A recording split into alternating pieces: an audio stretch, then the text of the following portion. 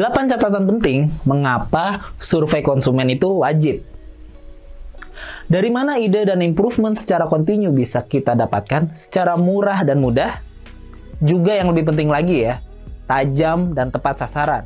Salah satunya adalah dari konsumen yang sudah membeli produk kita. Baik mereka membeli secara dine-in, via online delivery maupun melalui channel penjualan lain seperti WhatsApp Business, customer service, marketplace, dan lain-lain. Nah masalahnya hal ini udah sering kita lakuin secara berkala apa enggak? Bukannya konsumen yang udah beli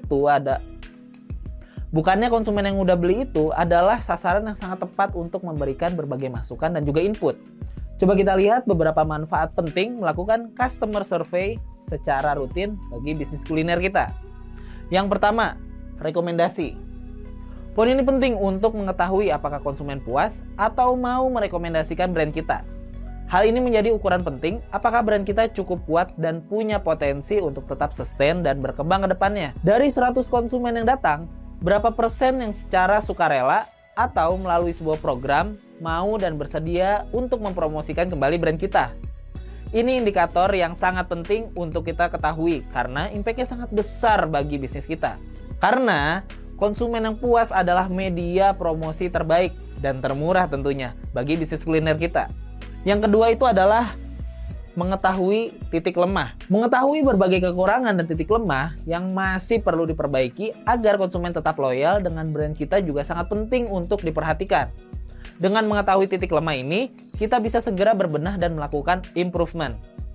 Yang ketiga, mendapatkan insight dan ide. Mendapatkan berbagai masukan atau insight untuk terus melakukan inovasi sehingga brand kita tetap relevan dan selalu menjadi pilihan konsumen. Insight dan ide ini juga mempermudah kita untuk membuat langkah strategis dan juga program-program yang tepat untuk terus mempertahankan konsumen, serta juga terus meningkatkan kinerja bisnis kita. Yang keempat, KPI tim. Hal ini menjadi ukuran kinerja atau KPI untuk tim terlibat langsung melayani konsumen. Hal ini juga sangat penting untuk diperhatikan agar dapat memberikan apresiasi atau juga evaluasi terhadap tim untuk mempertahankan dan meningkatkan kinerja tim. Yang kelima itu adalah brand positioning.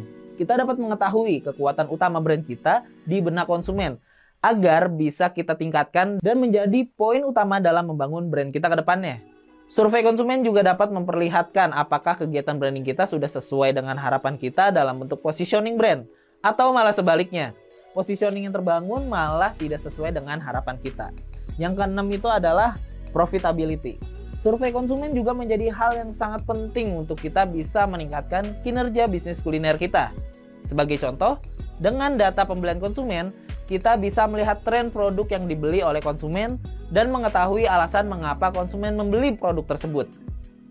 Jika kita mengetahui informasi ini, maka kita bisa mengkaji berbagai hal yang terkait dengan bagaimana profit kita bisa ditingkatkan.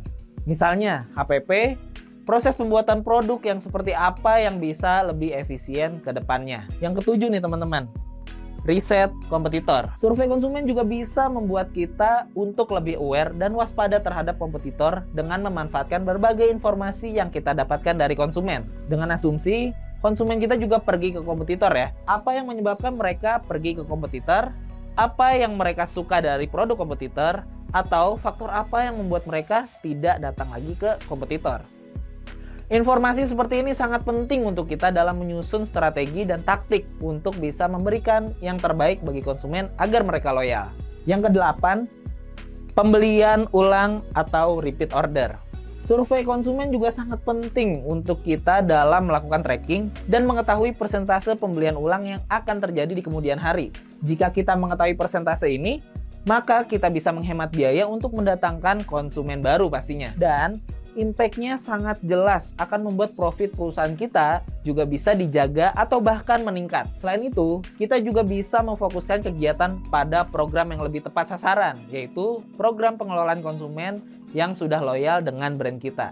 Nah itu dia tadi teman-teman, 8 poin yang sudah memberikan gambaran betapa pentingnya melakukan survei konsumen. Teman-teman sudah melakukannya belum nih? Atau malah lebih parah lagi nih, gak punya database konsumen yang mau disurvei. Nah itu gawat banget foodpreneur. Yuk mulai biasakan untuk meminta database konsumen yang membeli produk kita. Bisa berupa nama, nomor handphone, atau email, itu minimal ya. Lalu bagaimana caranya? Ini dia 4 strategi yang teman-teman bisa lakukan untuk mendapatkan database konsumen. Yang pertama, cara yang otomatis melalui POS. Pakai POS juga dapat teman-teman gunakan untuk menginput database. Ada beberapa POS yang sudah bisa teman-teman gunakan untuk menginput database konsumen.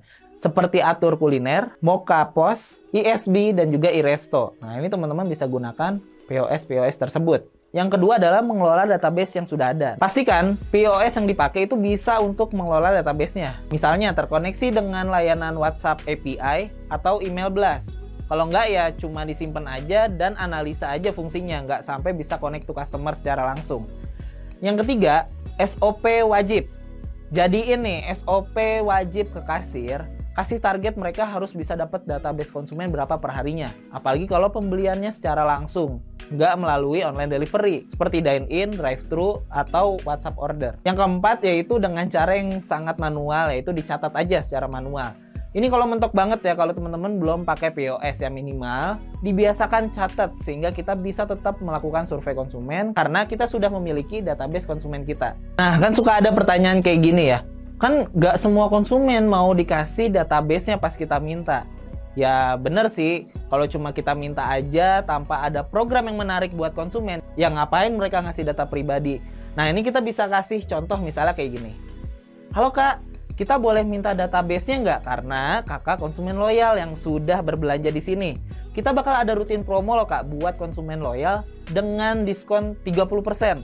Sama, kalau kita ada menu baru, kakak juga spesial nih akan kita kasih tahu duluan. Nah, beda kan? Kalau cuman kita minta begitu aja, cuma minta izin untuk minta database-nya, sama kalau kita tawarin dengan sebuah program marketing.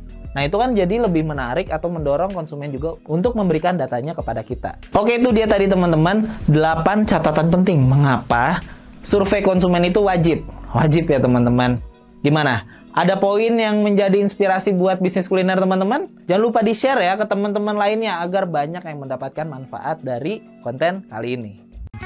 Jangan lupa subscribe di Foodies YouTube channel di tombol subscribe agar kita bisa mendapatkan update berbagai video terbaru dari Foodies dan juga share ke berbagai grup video-video pembelajaran dari Foodies. Ikuti kelas-kelas Foodies terbaru dan sekolah bisnis kuliner, kunjungi www.foodies.id.